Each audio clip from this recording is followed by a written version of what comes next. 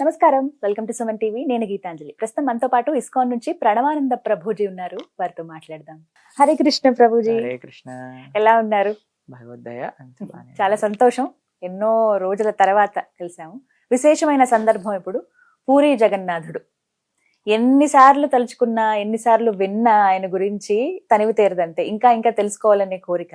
అయితే ప్రస్తుతం ఏదైతే ఒరిస్సాలో ఉన్నటువంటి పూరిలో ఉన్నటువంటి ఆలయం గురించి ప్రభుజీ, యుగాల నాటిది ఈ ఆలయం అని చెప్తూ ఉంటారు. అక్కడ ఉన్నది అయితే ప్రత్యేకంగా ఆలయంగా చూసింది మాత్రం 1300వ శతాబ్దం నుంచి అప్పుడు నిర్మాణం అనేది జరిగిందంటారు. అంతకు ముందు అసలు ఎలా ఉండేది, అక్కడ స్వామి ఎలా కొలువై ఉన్నారు, ఈ వివరాలు తెలియచేయండి. పూరి క్షేత్రం చాలా విలక్షణమైన క్షేత్రము. చాలా అద్భుతమైన ఆలయ సంపద జగన్నాథ స్వామికి ఉన్నది. మీరు పూరి వెళ్ళారా? లేదండి. అయ్యో, తప్పకుండా వెళ్ళాలి. పూరి క్షేత్రంలో అద్భుతమైన దర్శనం మనకి జగన్నాథుడికి కలుగుతూ ఉంటుంది. ఎంతో మంది మహారాజులు ఆ ఆలయాన్ని నిర్మాణం చేస్తూ పునఃనిర్మాణం చేస్తూ వస్తూ ఉన్నారు. మహారాజు ఇంద్రద్యుమ్న అనే మహారాజు వారు అక్కడ జగన్నాథ స్వామిని స్థాపన చేశారనమాట. వారి యొక్క ధర్మపత్ని గుండీచా. అందుకే ఇప్పుడు రథయాత్ర అప్పుడు జగన్నాథుడు మందిరం నుంచి బయలుదేరి గుండీచా మందిరానికి చేరుకుంటారు. అయితే వాళ్ళు తల్లిగారిగా భావిస్తారు, అత్తగా అంటారు. మథుర ఈ కురుక్షేత్రం నుంచి బృందావనం వరకు జరిగే యాత్ర కూడా అంటారనమాట. ఈ జగన్నాథ రథాన్ని గుండీచా మందిరానికి తీసుకెళ్ళటం. అయితే చాలా విశేషం ఏంటి అంటే, ఇంద్రద్యుమ్న మహారాజు గారికి జగన్నాథుడిని కృష్ణ దర్శనం చేసుకోవాలని చాలా కోరికగా ఉండేది. అప్పుడు ఏమైందంటే, అక్కడ నీలాచలం ఇప్పుడు ఉండే ప్రదేశాన్ని, ఇప్పుడు పూరి అంటున్నాం కదా, ఇంతకు ముందు నీలాచలం అనేవాళ్ళు అనమాట. నీలాచల నివాసాయ నిత్యాయ పరమాత్మనే అని వస్తుంది శ్లోకం.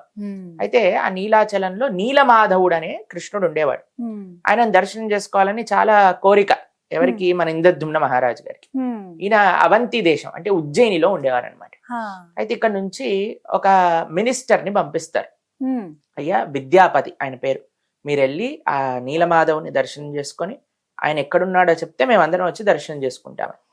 అయితే అక్కడ ఒక ట్రైబల్ పీపుల్ కృష్ణుడిని వర్షిప్ చేస్తూ ఉండేవారు అనమాట. ఎవరిని రానిచ్చే వాళ్ళు కాదు. ఎందుకంటే అక్కడ ఒక నానుడు ఉంది, ఎవరైనా వేరే వాళ్ళు బయట వాళ్ళు వస్తే కృష్ణుడు మనకి దక్కకుండా పోతారు అని ఒక నానుడి. దాంతో ఈ విశ్వవసు అనే ఆయన అక్కడ ఉండే శబర జాతికి సంబంధించిన వాళ్ళే ఆ భగవత్ సేవ చేస్తుండే వాళ్ళు. మీరు చూడండి, కృష్ణ సేవ అందరిది అండి. అది సనాతన ధర్మం యొక్క విశిష్టత. ఆ శబరి సేవించింది, గుహుడు సేవించుకున్నాడు రామచంద్రమూర్తిని. అందరూ ప్రేమతో సేవించుకోవచ్చు. భగవత్ సేవకి ఎవ్వరూ దూరం కారండి. అయితే వీళ్ళందరూ ఈ ట్రైబల్స్ అందరూ కృష్ణుని సేవించుకుంటున్నారు. విద్యాపతి వెళ్ళి చాలా ప్రయత్నం చేస్తారు, ఎలా కనుక్కోవాలి ఇవే అంటే ఈయన అస్సలు తీసుకెళ్ళరు అనమాట. చాలా మంచి ఆయన విద్యాపతి, వీళ్ళ కోసం చాలా మంచి పనులు చేస్తాడు. అయినా సరే నిన్ను మాత్రం దర్శనాన్ని తీసుకెళ్ళామంటే. కొన్ని రోజులు ఉన్నాక ఈ విశ్వవసు వాళ్ళ కూతురు లలిత ఆవిడ్ని పెళ్లి చేసుకుంటాడు అనమాట విద్యాపతి. పెళ్లి చేసుకుని ఇప్పుడు అల్లుడు కదండి, అల్లుడు అడిగితే చెయ్యాలి కదా.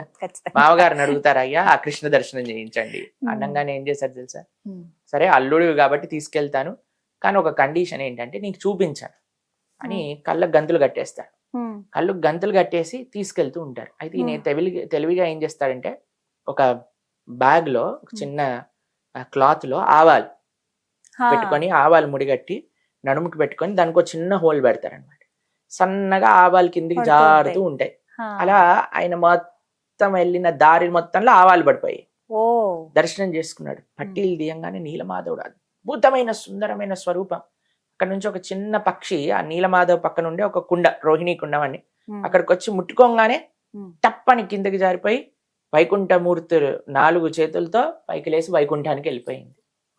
తర్వాత అక్కడ ఉండే ప్రసాదాలు, మాలలన్నీ కూడా మెరుస్తూ ఉన్నాయన్నమాట, ఆ పుష్పమాలికలు. ఎందుకంటే స్వర్గం నుంచి తెచ్చిన పూలతో అలంకరణ చేశారు స్వామికి.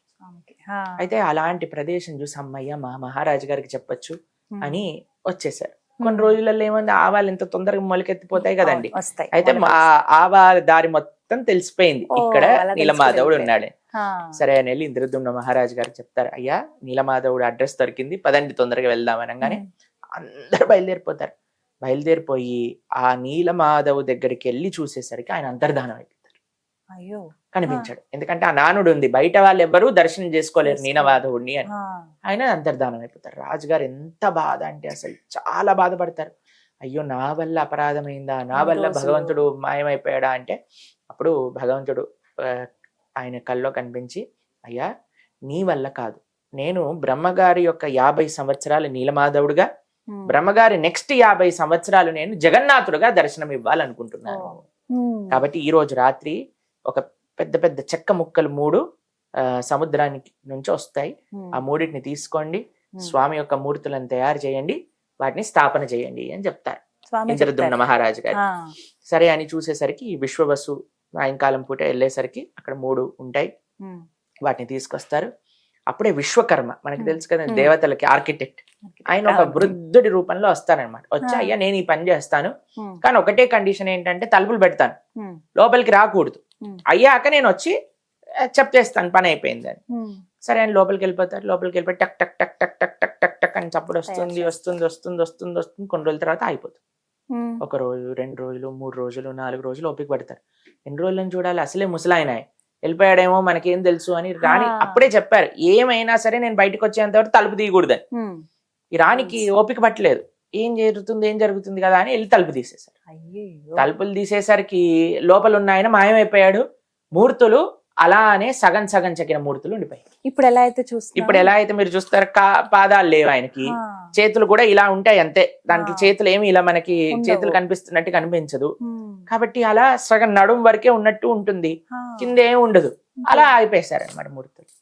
ఇప్పుడు చాలా బాధ. ఫస్ట్ టైం ఏమో మాయమైపోయారు, సెకండ్ టైం సగంగా అయిపోయింది. ఇప్పుడేంట్రా దేవుడా అని అంటే మళ్ళీ ప్రార్థన చేస్తే స్వామి చెప్పారు, అయ్యా నేను ఇదే రూపంలో దర్శనం ఇవ్వాలనుకుంటున్నాను, కాబట్టి ఇలానే స్థాపన చెయ్యి అని అన్నారండి. అయితే జగన్నాథ స్వామిని ఆ రూపంలో ఎందుకు వచ్చారనేది కూడా ఒక రహస్యం. మనకి ద్వారకలో రాణులందరూ కూడా బృందావనంలో భగవానుడు ఎలాంటి లీలలు చేయాలో తెలుసుకోవడానికి ఉత్సాహం చూపించారు. ఎందుకంటే కృష్ణుడు ఎప్పుడు బృందావనాన్నే తలుచుకుంటూ ఉండేవారు. యశోద, నంద, గోప, గోపి వీళ్ళ గురించి అంటూ ఉంటే ఎవరబ్బా వీళ్ళందరూ, అసలు వీడికి వాళ్ళకి ఏం సంబంధం అంటే రోహిణీదేవి చెప్పిందనమాట, నేను చెప్తాను కానీ ఒకటి ఏంటంటే బయట ఎవరో కాపలాగా ఉండండి, ఎందుకంటే కృష్ణుడు కానీ ఇన్నాడు అనుకోండి బృందావనానికి వెళ్ళిపోతాడు మీ అందరిని వదిలేసి, కాబట్టి సుభద్రని కాపలా పెడతారు. కృష్ణుడు బలరాముడిని ఆపండి వినకుండా అని లోపల కథలన్నీ చెప్తున్నారు, బృందావనంలో ఇలా జరిగింది అలా జరిగిందని. అంత లోపల సుభద్రాదేవి ఆనందంతో ఎప్పుడైనా ఆశ్చర్యంతో మన నేత్రాలు పెద్దగా అయిపోతాయి కదండి, అలా సుభద్ర పెద్దగా అయిపోయింది, నేత్రాలన్నీ పెద్దగా అయిపోయాయి, శరీరంలో ఉండే అవయవాలన్నీ లోపలికి వెళ్ళిపోయాయి ఆనందంతో. అది మహాభావ స్థితి అంటారు, మహానందం. అలా అయిపోయేసరికి కృష్ణుడు బలరాములు చూస్తున్నారు, అదేంటి సుభద్ర ఇలా అయిపోయింది, ఏమవుతుంది అక్కడ అని వెళ్ళి వీళ్ళు కూడా ఏంటంటున్నారు అనమాట. వీళ్ళు కూడా ఉంటుంటే వీళ్ళ నేత్రాలు కూడా పెద్దగా అయిపోయి శరీరంలో ఉండే అంగాలన్నీ కూడా లోపలికి వెళ్ళిపోయాయి. అప్పుడు ఆ స్వరూపాన్ని చూసి నారదుడు అన్నాడు, అయ్యా నీ యొక్క లీలలు నువ్వే ఇంటే ఇంత ఆనందపడతావా, కాబట్టి ఈ స్వరూపాన్ని కలియుగంలో ఉండే వాళ్ళందరికీ చూపించాలి, నువ్వు ఇలానే ఉండు జగన్నాథుడిగా అని ఆయన కోరుకునేసరికి భగవానుడు అన్నాడు, సుభద్ర బలరాముడితో నేను దర్శనం ఇస్తాను. అందుకే మీరు చూడండి, ఎక్కడైనా మీరు రాధాకృష్ణుల్ని చూస్తారు, రుక్మిణీ కృష్ణుల్ని చూస్తారు, కానీ ఇక్కడ విశేషం ఏంటంటే అన్న ఇంకా చెల్లితో ఉన్నారు జగన్నాథుడు బలభద్రుడు కూడా. కాబట్టి అలా నారదుడి యొక్క కోరిక మేరకు స్వామి బ్రహ్మగారి యొక్క నెక్స్ట్ 50 సంవత్సరాలు జగన్నాథుడిగా నీలాచలంలో పూరీ క్షేత్రంలో దర్శనమిస్తుంది. ఆలయం నిర్మించింది అయితే ఇంద్రద్యుమ్న మహారాజు గారి నుంచి ఆలయం ఉన్నది. అయితే అక్కడ ఇంకో విశేషం, ఇంద్రద్యుమ్న మహారాజు గారు అనుకున్నారు ఎవరితో ఈ ప్రతిష్ఠ చేయించాలి అని అంటే బ్రహ్మగారి కంటే గొప్పవారు ఎవరు ఉంటారు, బ్రహ్మగారిని తీసుకొస్తానని భూలోకం నుంచి బయలుదేరి బ్రహ్మలోకానికి వెళ్ళారు. బ్రహ్మలోకానికి వెళ్ళి బ్రహ్మగారికి ఇన్విటేషన్ ఇచ్చి అయ్యా సరే వస్తానని కిందికి వచ్చేసరికి ఎన్నో వేల సంవత్సరాలు గడిచిపోయాయి. ఎందుకంటే మనకి వాళ్ళకి టైం స్పాన్ వేరు కదండి. వెళ్ళిపోయి కిందికి వచ్చేసరికి ఆయన అన్నారు, అమ్మో ఇన్ని సంవత్సరాలు గడిచిపోయి ఇప్పుడు ఏంటి సంగతి అంటే బ్రహ్మగారు మళ్ళీ ఆ ఇంద్రద్యుమ్న మహారాజు గారితో ఆ ప్రతిష్ఠ చేయించారు ఆలయంలో. చేయించాక జగన్నాథుడు అడుగుతారు, అయ్యా నా దగ్గరికి ఎవరు వచ్చినా సరే వరాలు ఇస్తాను కదా, మరి నువ్వు నన్ను ప్రతిష్ఠ చేయించావు కదా, నీకేదైనా వరాలు కావాలంటే కోరుకో అని అంటే మొట్టమొదటి వరం ఒకటి అడుగుతారు. ఏంటట అంటే, అయ్యా నీ చేతులు ఎప్పుడు ఆరకూడదు. చేతులు ఆరకూడదు అంటే ఇప్పుడు ఆరకూడదు అంటే ఏదో ఒకటి తింటూ ఉండాలి, ఉమ్, లేదా చేతులు కడుక్కుంటూ ఉండాలి. ఉమ్. చేతులు కడుక్కున్నాక ఆ చేతులు ఆరేంత లోపల ఇంకో నైవేద్యం రావాలన్నమాట స్వామి. మళ్ళీ చేతులు కడిగిచ్చాక చేతులు ఆరిపోయే లోపల ఇంకో నైవేద్యం రావాలి. ఇంకోటి. అందుకోసం జగన్నాథపురిలో ప్రొద్దు నుంచి రాత్రి దాకా విశేషమైన నైవేద్యం వస్తూనే ఉంటాయి. ఉమ్, రెండవ కోరిక ఏమన్నారంటే ఉమ్, నీ దర్శనం ఎప్పుడు భక్తులకు అవుతూనే ఉండాలి. ఉమ్, అందుకే మీరు చూడండి, స్వామి లోపల ఆలయంలో ఎప్పుడైనా అలంకరణ జరుగుతుంది అనుకోండి, ఉమ్, దర్శనం మూసేస్తాం. ఉమ్. అలంకరణ మూసేశాక సమయంలో. దర్శనం ఆ అలంకరణ అయిపోయాక తీసేస్తాం. అవును.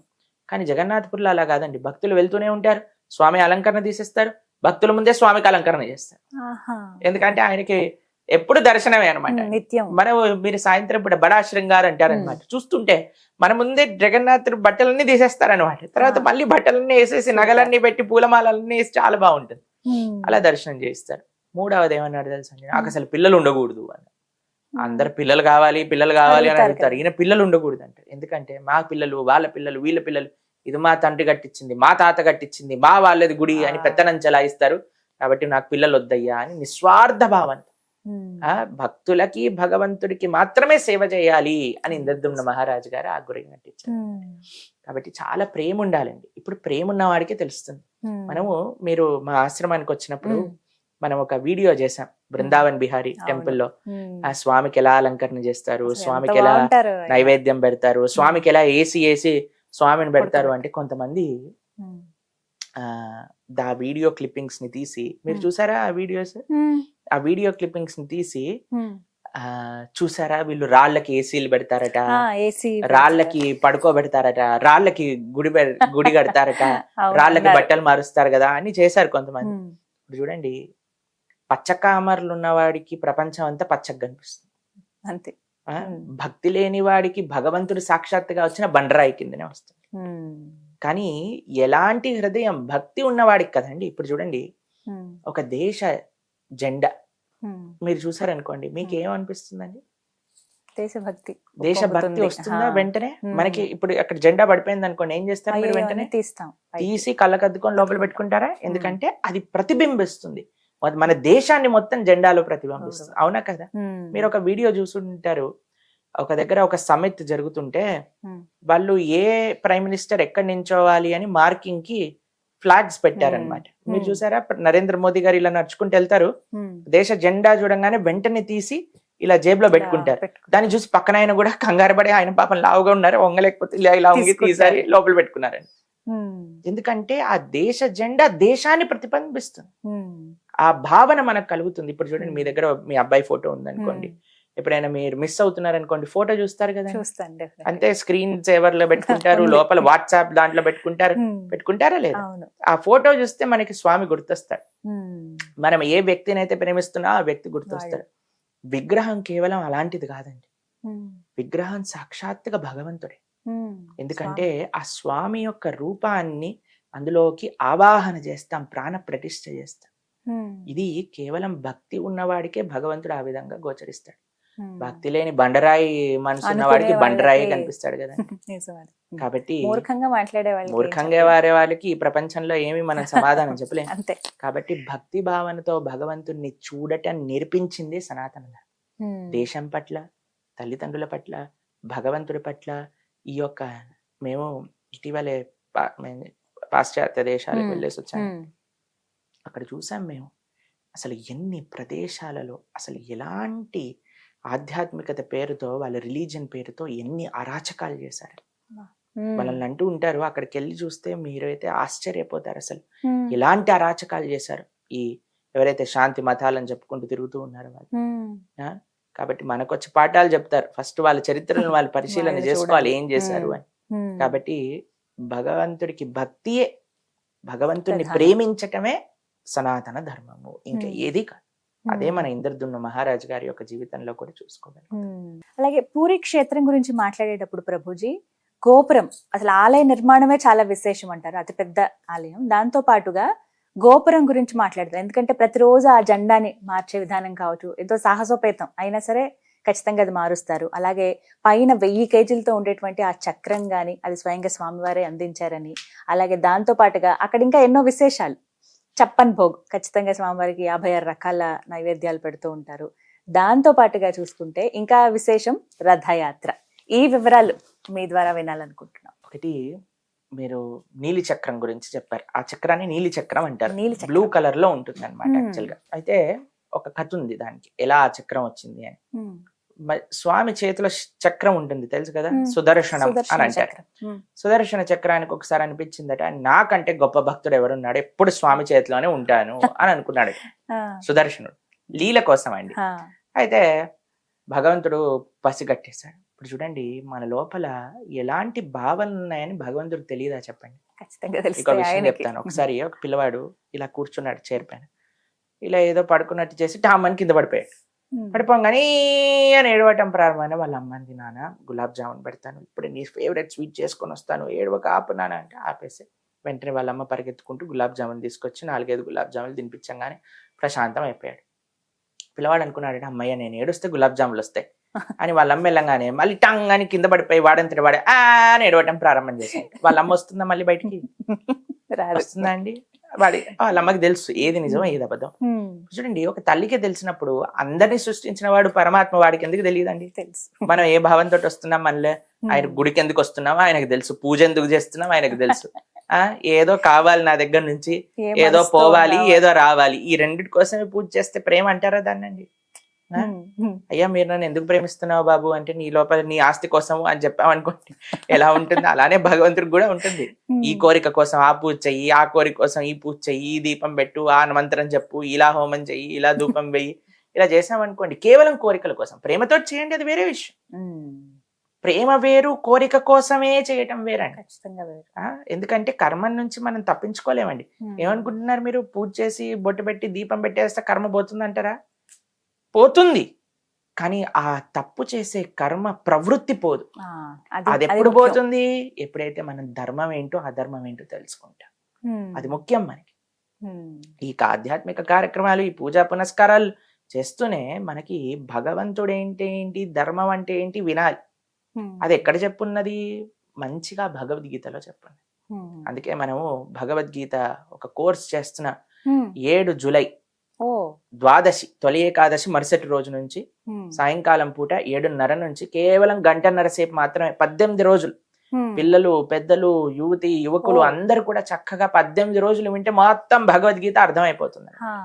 అలా మనం ప్రణవానంద దాస్ ఛానల్లో మనం లైవ్ లో పెడతాం అనమాట. అందరూ వీక్షించవచ్చు ఈ కార్యక్రమాన్ని. తప్పితే ఎందుకు చెప్తున్నామంటే, ఇలా ధర్మం ఏంటి, అధర్మం ఏంటి, మంచి ఏంటి, చెడేంటి, మనం ఏం చేయాలి, చేయకూడదు అని తెలుసుకున్నప్పుడే కదండి మనం బాగుండగలుగుతాం. కాబట్టి ఆ కర్మ చేసే దానికి ఫుల్ స్టాప్ అయిపోతుంది. సరే, భగవంతుడు తెలుసుకున్నాడు. అమ్మో, సుదర్శనుడికి కొద్ది గర్వం వచ్చింది. వెంటనే భగవంతుడు అన్నాడు, నా పరమ ప్రియ భక్తుడు ఒక ఆయన తపస్సు చేస్తున్నాడు ఒడ్డున, ఈ సముద్రపు ఒడ్డున, ఆయన తీసుకుంటాండి. సుదర్శనుడు అనుకున్నాడు, పరమప్రియ భక్తుడా, నాకంటే గొప్ప భక్తుడా, ఎవడు వాడు అని వెళ్ళి చూసేసరికి అక్కడ హనుమున్నాడు, తపస్సు చేస్తున్నాడు. సరే అని సుదర్శనుడు చెప్పాడు, స్వామి పిలుస్తున్నాడు రా. అయ్యో, స్వామి నన్ను పిలుస్తున్నాడు, తప్పకుండా వస్తాను నేను అని హనుమ వస్తున్నాడు. సుదర్శనుడు అనుకున్నాడు, ఎలాగైనా సరే నన్ను గుళ్ళోకి రానివ్వకుండా చేస్తా అని 4 స్వరూపాలతో, 4 ద్వారాలు ఉంటాయి పూరిలో, ఆ 4 ద్వారాల పట్ల మహాజ్వాలను విరజల్లుతూ సుదర్శనుడు తిరుగుతున్నాడు అనమాట. హనుమ ఇటు నుంచి రావాలని చూశాడు సుదర్శనుడు, ముందు నుంచి రావాలని చూశాడు సుదర్శనుడు, ఇటు పక్క నుంచి సుదర్శనుడు, వెనకాల నుంచి రావాలనుకున్నాడు సుదర్శనుడు. స్వామి ఏమో జగన్నాథుడు వెయిట్ చేస్తున్నాడు, హనుమ ప్రయత్నిస్తున్నాడు, రాలేకపోతున్నాడు. సుదర్శనుడు అంటున్నాడు అనమాట, చూసావా నీ పరమ భక్తుడు అన్నావు, చెప్పాక కూడా రావట్లేదు నీ గుళ్ళోకి, ఏం భక్తుడయ్యా ఆయన అని అన్నాడు అనమాట స్వామి. అయితే ఏమనట్లేదు, జగన్నాథుడు నవ్వుతూ చూస్తున్నాడు, హనుమ కూడా చూస్తున్నాడు, ఎంతసేపు చేస్తాడు.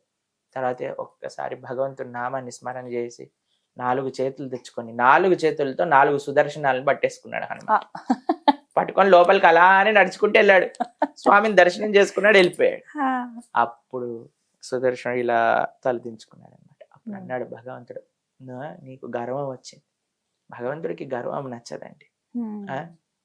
మనం గర్వంతో, ఎంత గర్వం పెరిగిపోయిందంటే భగవంతుని దూషిస్తున్నారు జనాలు. ఇప్పుడు భాగవతోత్తములను దూషిస్తున్నారు, పీఠాధిపతులని, సన్యాసులని, సాధువులని, వచ్చిన రాని మాటలు మాట్లాడేస్తుంటారు. ఏమనుకుంటారంటే అది ఫ్యాషన్ అనుకుంటున్నారు జనాలు. కానీ అది ఎంత భగవద్ అపరాధమో, ఎంత మన జీవితంలో చెడు తెస్తుందో పాపం వాళ్ళు ఆలోచించలేకపోతున్నారండి. అయితే సుదర్శనుడిని చూసి భగవంతుడు అన్నాడు, ఈ క్షేత్రంలో నీకేం పని లేదు కాబట్టి నువ్వు కర్రగా మారిపో అని అన్నారు. అందుకే మీరు చూసారంటే మన జగన్నాథుడు, బలభద్రుడు, సుభద్ర పక్కన ఒక కర్ర ఉంటుంది, సుదర్శనుడు. ఆ క్షేత్రంలో చక్రంలా ఉండడు, ఆయన కర్రలా ఉంటాడు పక్కన. ఫస్ట్ మీరు జగన్నాథ రథయాత్రలో కూడా ఆ కర్రను తీసుకొస్తారు, అప్పుడు భగవానుడు మిగతా పరివారం అంతా వస్తుంది. ఆ కర్ర సుదర్శనుడు అన్నమాట. తర్వాత పాపం భగవంతుడు ఇలాంటి వాడంటండి, చాలా ప్రేమ కలిగి, ఆయనంత దయ కలిగిన వాడు, ఆయనంత ప్రేమ కలిగిన వాడు ఇంకోటి ఉండడండి. ఇప్పుడు చూడండి, అమ్మ మనల్కి కొట్టింది అనుకోండి, ఒక తప్పు చేసామని, దాని తర్వాత అన్నం కూడా పెడుతుంది కదండి. ఇంకా చెప్పాలంటే మనకి ఏమి నచ్చుతుందో అది చేసి మరీ పెడుతుంది. పాపం పశ్చాత్తాపంతో, అయ్యో అన్నానే పిల్లవాడిని, అన్నానే పిల్లవాడిని, మన మంచి కోసమే అంటుంది, అయినా సరే మనల్ని బుజ్జగిస్తుంది. అలా పాపం భగవంతుడు చూసి, కొంతమంది ఉంటారు ఎప్పటికి నరకంలో పడేస్తారట, ఎప్పటికి స్వర్గంలోకి తీసుకు ఏం చేస్తాడో ఏమో తెలియదు, కానీ మనస్వామి మాత్రం ఏమంటున్నాడు, పాపం కొద్దిగా చిన్న పనిష్మెంట్ ఇచ్చాడండి. తర్వాత ఏమనుకున్నాను సార్, ఎందుకు అన్నానో ఈయనని, పాపం మా సుదర్శనుడు ఎంత సేవ చేస్తాడు. సరే సుదర్శన, నీకు ఒక దివ్యమైన స్వరూపాన్ని ఇస్తాను, నీలి చక్రంగా నా గుడిపైన ఉండు, నా దర్శనం కూడా రావాల్సిన అవసరం లేదు, నీ దర్శనం చేసుకుంటే జగన్నాథపురి దర్శనం చేసిన ఫలితం వస్తుంది అని చెప్పాడు జగన్నాథుడు సుదర్శనుడికి. కేవలం నీ దర్శనం. అందుకే మీకు తెలిసిందే, పూరి వాసులు భగవంతుడి ఆలయానికి రాలేని రోజులు ఉంటాయి, కొన్ని శౌచాలు అవి ఉంటాయి, పైకి వెళ్ళి సుదర్శనాన్ని దండం పెట్టుకుంటారు అంతే అండి. ఎక్కడి నుంచి చూసినా సరే సుదర్శన్ని దండం పెట్టుకుంటే పూరి క్షేత్ర దర్శన ఫలితం వచ్చేసినట్టే. ఆ వరం ఇచ్చారనమాట. అయ్యా, ప్రతిరోజు నీకు ఆరాధన జరుగుతుంది, ప్రతిరోజు నీ పైన ఉండే జెండాని మారుస్తారు, ప్రతిరోజు పూరి క్షేత్రం అంటే నీలి చక్రమే విశేషం. కాబట్టి అంత గొప్ప బుజ్జగింపు కూడా చేశాడండి స్వామి. అది భగవంతుడి లోపల ఉండే ఆ కరుణ, కృప, చక్రం చాలా పెద్దది. 1000 కేజీలు అంటున్నారు కదా, చాలా పెద్దదండి. అసలు గుడే 300 అడుగులు ఉన్నప్పుడు దానిపైన చక్రం అంత ప్రస్ఫుటంగా కనిపిస్తుందో, అసలు చక్రం చాలా బ్రహ్మాండంగా ఉంటుంది. పూరి క్షేత్రంలో అందరూ చక్ర దర్శనమే విశేషం, చక్ర దర్శనం చేసుకోవాలి. అలాగే పైన జెండా రోజు మారుస్తారు కదా ప్రభుజీ, అందులో ఒక చాలా విశేషం ఉంది. ప్రతిరోజు జెండాని మారుస్తారు. అందులో ఒకటే పరివారం చెందిన వాళ్ళు తరతరాలుగా ఆ సేవ చేస్తున్నారు అనమాట.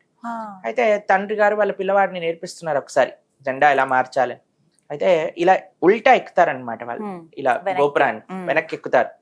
ఎక్కినప్పుడు ఆ పిల్లవాడు పైకి వెళ్ళాడు, మొత్తం సుదర్శనుడి పైన జెండా మార్చేశారు, ఆరతి ఇస్తారు అక్కడ నుంచి. ప్రతిరోజు చూడొచ్చు మనం, అందరు భక్తులు చూస్తారు. 4:30-5 గంటల సమయానికి అది వెళ్ళినప్పుడు ఏమైందంటే, ఒకసారి ఆ పిల్లవాడు పై నుంచి పడిపోయాడు.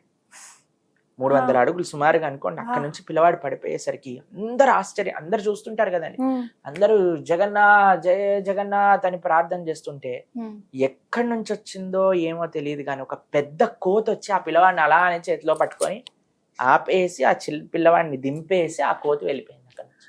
ఎన్నో సంవత్సరాలు కదా, కొన్ని సంవత్సరాల ముందే. దాని సాక్షులు కూడా ఉన్నారు ఇక్కడ జగన్నాథ్పురిలో. ఇంకా కాబట్టి ఆ పిల్లవాడు కూడా ఉన్నాడు, ఎవరిని కాపాడబడ్డాడు, ఆయన ఇంకా సేవ చేస్తున్నాడు. ఆ సేవ కాబట్టి భగవంతుని నమ్ముకున్న వాడికి రక్ష అన్న దాంట్లో ఎటువంటి సందేహం లేదు. అదంటే విశేషం అన్నమాట. అయితే ఆ జెండా గురించి ప్రభుజీ, వ్యతిరేక దిశలో, గాలికి వ్యతిరేక దిశలో ఉంటుందట కదా, అన్ని విచిత్రాలండి. ఇన్ని మహిమలు కలిగినా సరే దేవుణ్ణి అర్థం చేసుకోలేకపోయేవాడిని మూర్ఖుడు కంటే ఏమంటాను చెప్పండి. కానీ ఇదేదో గొప్ప విషయం కాదు, ఆ స్వామి యొక్క కృప.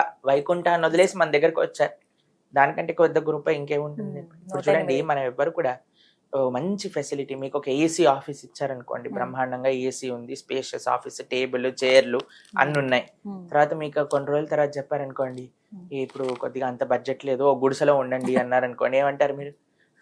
వేరే ఆఫీస్ చూసుకుంటామండి, మేము గుడిసెలో ఉండమంటే. ఎందుకంటే మంచి ఫెసిలిటీని వదిలేసి మనం చెడు ఫెసిలిటీకి వెళ్ళాలనుకోం కదండి. వైకుంఠంలో వదిలేసి భగవంతుడు ఈ లోకంలోకి వచ్చాడంటేనే ఎంత విశేషం చెప్పండి. వైకుంఠంలో ఎలాంటి సేవలు చేస్తారంటే తెలుసా అండి, వైకుంఠంలో దుమ్ము లేదు, పొల్యూషన్ లేదండి, కానీ లక్ష్మీదేవి ఎప్పుడు తుడుస్తూనే ఉంటుందట. ఎందుకంటే మా స్వామి వచ్చినప్పుడు అంత చకాచక్క ఉండాలని, దుమ్ము లేని ప్రదేశంలో కూడా తుడుస్తూనే ఉంటుందట ఆవిడ. అంటే ఎంత ప్రేమగా చూసుకుంటారో భగవంతుని ఆలోచన చేయండి. శ్రీమతి రాధారాణి గోలోక బృందావనంలో ఇప్పటి వరకు ఒక్క ఐటెం కూడా రిపీట్ చేయకుండా వండుతుందట అండి కృష్ణుడికి ప్రతిరోజు. అలాంటి రోజుకి ఒకటే ఐటెం కాదు, రోజుకి 108, రోజుకి చెప్పని భోగు, కానీ ఇప్పటి వరకు ఒకటి కూడా రిపీట్ అవ్వలేదటండి స్వామి. ఎంత ప్రేమగా చూసుకుంటా. ఆ లోకాన్ని వదిలేసి ఇలాంటి జనాలు, భగవంతుడిని దూషించే వాళ్ళు, భగవంతుడి గురించి చెడు మాట్లాడే వాళ్ళు, అలాంటి భగవంతుడిని కేవలం కోరికల కోసమే వాడు వెనకాల పడేవాళ్ళు, అలాంటి జనాలున్న ఈ ప్రదేశం కూడా వచ్చి మనల్ని కాపాడాలని చూస్తున్న వాడికి ఎంత ప్రేమ చెప్పండి. కాబట్టి ఆ జెండా గొప్పదా, అటువైపు గొప్పదా అంటే అవన్నీ తర్వాత, కానీ ఆ స్వామి వచ్చాడు మన కోసం, దానికంటే గొప్ప అద్భుతం ఏముందండి. కాబట్టి ప్రేమతో భగవంతుని ఆరాధన చేయాలి. ఈ ప్రేమించటం భగవంతుడికి భక్తి అనేది నేర్పిస్తుంది భాగవతం, భగవద్గీత. అందుకు సనాతన ధర్మంలో ఉండే వాళ్ళందరూ ముఖ్యంగా మన కేంద్రం ఏంటంటే భగవద్గీత, భాగవతాన్ని అర్థం చేసుకోవటం, భగవంతుడి పట్ల ప్రేమను పెంచడం. అది నిజమైన ధర్మం. సవై పుంసాం పరో ధర్మో యతో భక్తిర్ అదోక్షజే. అన్నిటికంటే గొప్ప ధర్మం ఏంటి అంటే భగవంతుని ప్రేమతో ఆరాధన చేయటం. అదొకటే మనం చేయగలిగే పని. రథయాత్ర చాలా ప్రత్యేకం కదా ప్రభుజీ. రథయాత్ర చాలా మంది వెళదాం అనుకుంటారు, వెళ్ళలేని వాళ్ళకి ఏదన్నా ఒక ఉపాయం చెప్పండి. చాలా బ్రహ్మాండంగా ఉంది. మన హైదరాబాద్ లో కూడా రథయాత్ర జరుగుతుంది 27వ తారీఖున. ప్రభుపాదుల వారి యొక్క దయ వల్ల ప్రపంచం మొత్తం రథయాత్ర జరుగుతుంది. నిజంగా అసలు మీరు ఏ ప్రపంచంలో ఏ దేశానికి వెళ్ళినా సరే రథయాత్ర జరగకుండా లేదు ఇప్పుడు. అది ప్రభుపాదుల వారి మహత్యం. మీకు ఒక విషయం తెలుసా? ఇస్కాన్ లోకి జగన్నాథ స్వామి ఎలా వచ్చారో తెలుసా అండి మీకు? ప్రభుపాదుల వారు అమెరికాలో ఉన్నారు, వారికి ఒక శిష్యురాలు ఉన్నారు మాలతీదేవి అని. అయితే ఆవిడ ఒకసారి ఒక ఇండియన్ స్టోర్కి వెళ్ళారనమాట అమెరికాలో. అయితే అక్కడ ఈవిడికి కనిపించారు, ఎవరో నల్లగా ఏదో ఉన్నారు, బొమ్మలా ఉంది, బాగుంది కదా అని ఆవిడ కొని తీసుకొచ్చి ప్రభుపాదుల వారి టేబుల్ మీద పెట్టారనమాట. పెట్టంగానే ప్రభుపాదుల వారు చూడంగానే వెంటనే ఆ ఆసనం పై నుంచి నిల్చొని సాష్టాంగ దండవత్ ప్రణామం చేశారు. ఈవిడికి ఏం అర్థం కాలేదు, ఏంటబ్బా ప్రభుపాదుల వారు ఇలా చేస్తున్నారు ఏంటని అని అంటే ప్రభుపాదుల వారు అన్నారు, ఈయనతో పాటు ఒక బ్లూ ఇంకా వైట్, ఎల్లో ఇంకా వైట్ లో ఇంకెవరైనా ఉన్నారంటే ఇంకా ఇద్దరు ఇలాంటివే బొమ్మలు ఉన్నాయి, వాళ్ళని కూడా పట్టుకోండి రా అన్నారు. మళ్ళీ షాప్ కి వెళ్ళి ఆ రెండు తీసుకొచ్చారనమాట. ప్రభుపాదుల వారు చెప్పారు ఆవిడకి, ఈయన జగన్నాథుడు, బలభద్ర, సుభద్ర, ఆయనంతటా ఆయనే ప్రభుపాదుల వారి దగ్గరికి వెళ్ళారు. అప్పుడు ప్రభుపాదుల వారు అనుకున్నారు, అయ్యో జగన్నాథుడు వచ్చారు మన దగ్గరికి, వీరి కోసం రథయాత్ర చేయాలని మొట్టమొదటి రథయాత్ర ప్రారంభం చేశారు యుఎస్ లో. అప్పుడు శాన్ ఫ్రాన్సిస్కోలో రథయాత్ర, న్యూయార్క్ లో రథయాత్ర, లాస్ ఏంజల్స్ లో రథయాత్ర, లండన్ లో రథయాత్ర, ఆఫ్రికాలో రథయాత్ర, ఆస్ట్రేలియాలో రథయాత్ర, న్యూజిలాండ్ లో రథయాత్ర, రష్యాలో రథయాత్ర. ప్రపంచంలో ఎక్కడికి వెళ్ళినా అప్పటి నుంచి ప్రభుపాదుల వారు జగన్నాథ స్వామి వారి యొక్క వైభవాన్ని అన్ని చోట్ల ప్రచారం చేశారు. ఇంకా ఇబ్బంది లేదు. కాబట్టి మనకి రథయాత్రకి వెళ్ళి సేవించుకోలేని వాళ్ళకి ప్రతి ఊర్లో రథయాత్ర జరుగుతుంది. హైదరాబాద్ లో 27వ తారీఖు ఉంది, మా ఆదిలాబాద్ లో 28వ తారీఖు ఉంది. ఆ జగన్నాథ స్వామి బయలుదేరినప్పటి నుంచి రిటర్న్ వచ్చే ఆ వారం రోజుల పాటు రథయాత్రలన్నీ జరుగుతూనే ఉంటాయి. కాబట్టి చక్కగా సేవించుకోండి. టీవీ మాధ్యమంలో అయితే అందరు సేవించుకుంటున్నారు స్వామి యొక్క వైభవ్యమైన. ఇంకా అవకాశం ఉందంటే పూరికి వెళ్ళొచ్చు. మనం ఏం చేయాల్సిన అవసరం లేదు, నించుంటే చాలు మనల్ని తీసుకెళ్లిపోతారు అక్కడ. కాబట్టి కొద్దిగా నగలు అవన్నీ జాగ్రత్తగా లక్షల్లో ఉంటారు. లక్షలు అంటే మనకి అసలు గణనం తెలియదండి. దేవతలందరూ కూడా వచ్చేస్తారు ఆ రోజు. కాబట్టి ఎంతమంది వస్తారు, ఎలా వస్తారు, అసలు ప్రొద్దున పూట వస్తారు, రాత్రి ఖాళీ అయిపోతుంది పూరి. అదే అర్థం కాదు, రథయాత్ర కోసం వచ్చేస్తారు. ఎందుకంటే అది చాలా మహోన్నతమైన ఇది, చాలా అద్భుతమైన ప్రారంభం ఎంత బాగుంటుందో ముగింపు కూడా అంతే చక్కగా బ్రహ్మాండం. అసలు టీవీలో చూస్తేనే, ఆ జగన్నాథుడిని చూస్తేనే అసలు ఎంత ఆనందంగా కలుగుతుందంటే, అసలు ఆ రూపం ఎలాంటి రూపం అసలు స్వామిది, ఆ నవ్వు, ఆ నేత్రాల స్వామి వైభవం చాలా అద్భుతం. చక్కగా వివరించారు. హరే కృష్ణ. హరే కృష్ణ.